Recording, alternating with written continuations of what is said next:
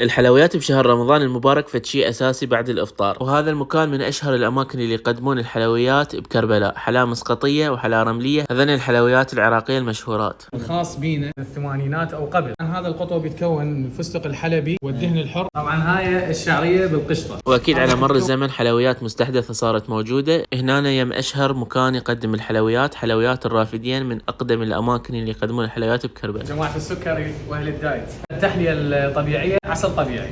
وأهل السكري وأهل الدايت عندهم حلويات خاصة بيكم. وإذا أنتم من عشاق الدهينة فعندهم دهينة بالدهن الحر يشتغلوها بطريقة صحيحة. وإذا تحبون المن السمة هم موجودة من السمة يمهم. وهذا الساعون الكربلائي، أقدم شيء عند طحين التمن القرناطي.